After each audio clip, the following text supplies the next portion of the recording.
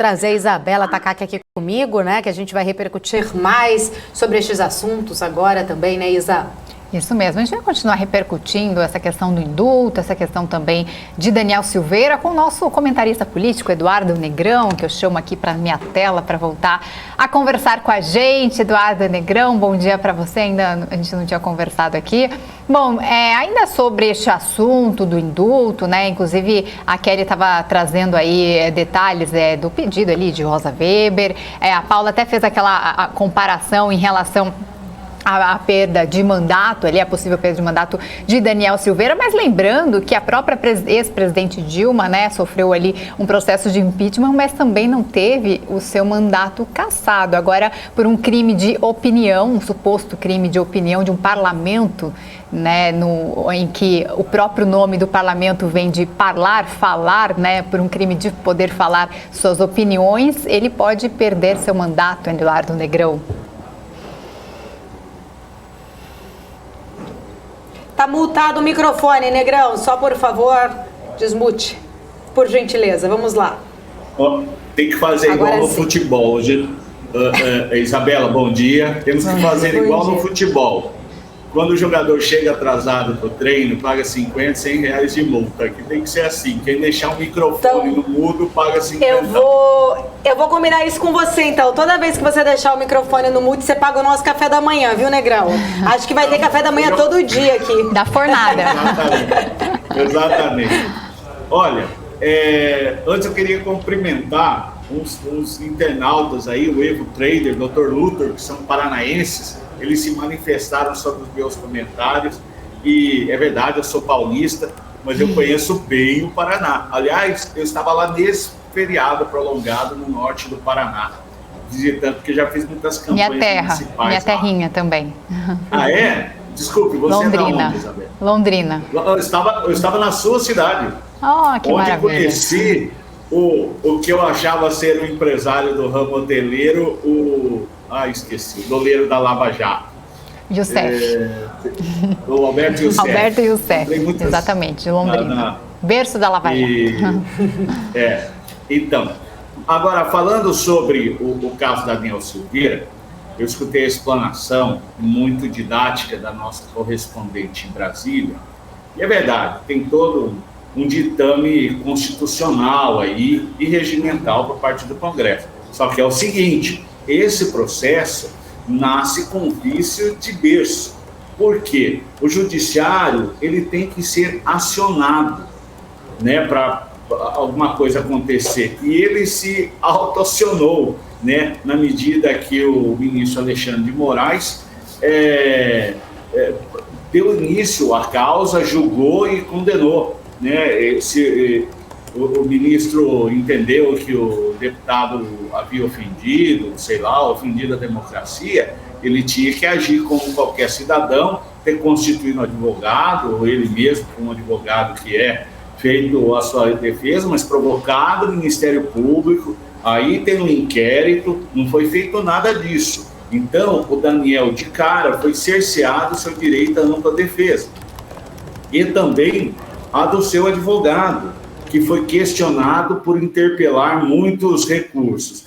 Olha, se nós pegarmos o doutor Zanini, no caso do Lula, do Petrolão, ele e sua equipe, sua banca de advogados, eles interpuseram mais de 100 recursos, né? E isso não tem nada de errado, é a nossa legislação, é um emaranhado de leis aí, mas permite, não existe nenhuma restrição contra número de recursos. Cabe ao juiz indeferir ou deferir, mas não proibir, censurar o direito do causídico de se manifestar. Isso aí não existe, né? Também foi imputado ao deputado Daniel Silveira uma multa antes dele ser julgado.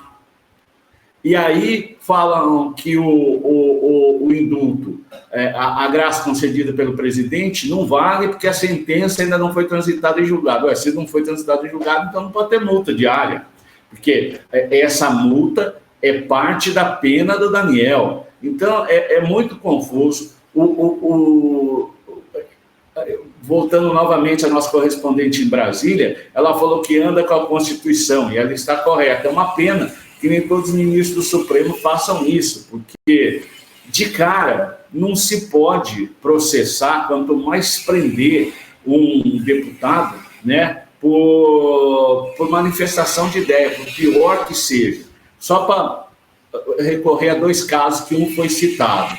2 líderes do MBL, né, o deputado estadual Arthur Mamãe Falei, que teve que renunciar, e o deputado federal Kim Kataguiri. O Kim Kataguiri se manifestou, eu não sei se foi favorável ao nazismo ou contra a proibição do nazismo, que é mais ou menos a mesma coisa, mas era uma manifestação de opinião dele. A gente pode discordar, se alguém se sentir ofendido, pode até processá-lo, mas ele não pode ser caçado por isso, pois mais absurda que seja a sua manifestação de opinião. Se um deputado falar, um senador que é fã do Hitler, ele será condenado, ou do Stalin, que é um ditador tão ou mais cruel que o Hitler, ele pode ser condenado pela opinião pública, isso deve impedi-lo de ser reeleito.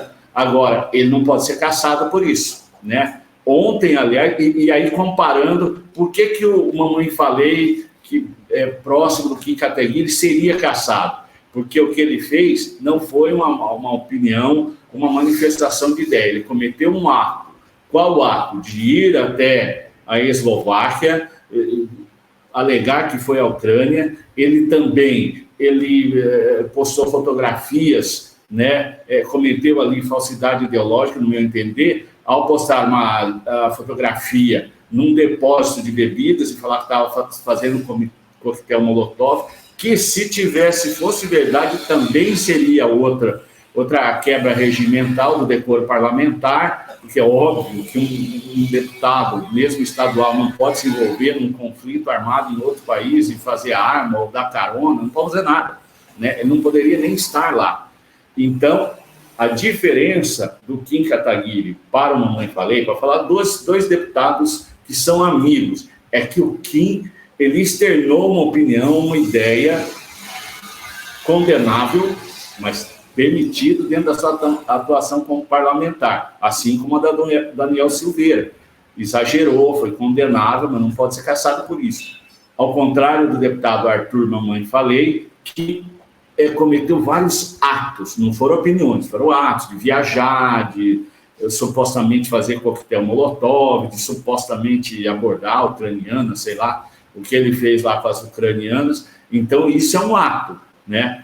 Só para voltar no exemplo de ontem, eu acabei de escrever uma matéria sobre uma entrevista do deputado General Girão, onde ele falou, numa outra emissora, que ele começa assim, de cara, eu invoco o artigo 53 da Constituição, que me delega o direito de não ser punido por minhas ideias, opiniões ou votos. E aí desceu o porrete no Supremo, especificamente no ministro Luiz Roberto Barroso, e aqui eu abro aspas gigantes, entre vários comentários ele chamou o ministro Barroso de vagabundo, palavras do general Girão, entendeu?